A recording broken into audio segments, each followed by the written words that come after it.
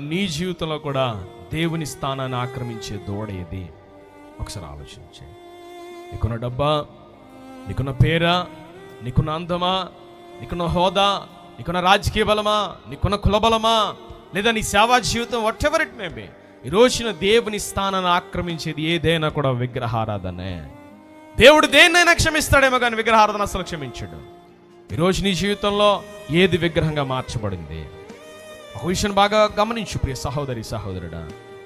నీ దిన ఆరంభం దేనితో ప్రారంభించబడుతుందో, దేనితో ముగించబడుతుందో అదే నీ దేవుడు.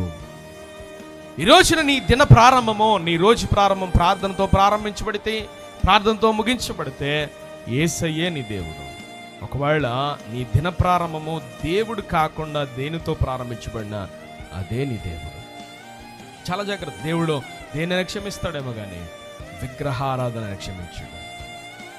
ఆయన స్థానాన్ని ఎవ్వరు ఆక్రమించినా, ఏది ఆక్రమించిన దేవుడు మెచ్చాడు. సుమారు 12 లక్షల మంది ప్రజలు ప్రయాణమై ప్రారంభమయ్యారు కనాను దేశానికి. కానీ ఇద్దరే గమ్యం చేరుకున్నారు, యెహోషువ, కాలేబు. ఈరోజు నా ఇద్దరిలో ఒక్కరిగా నువ్వు ఉన్నావు. ఒకసారి ఆలోచించే. ఈ విశ్వాస యాత్రలో నీ పేరు జీవ గ్రంథమందు లిఖించబడిందా లేదా అనేది ఒకసారి ఆలోచించు.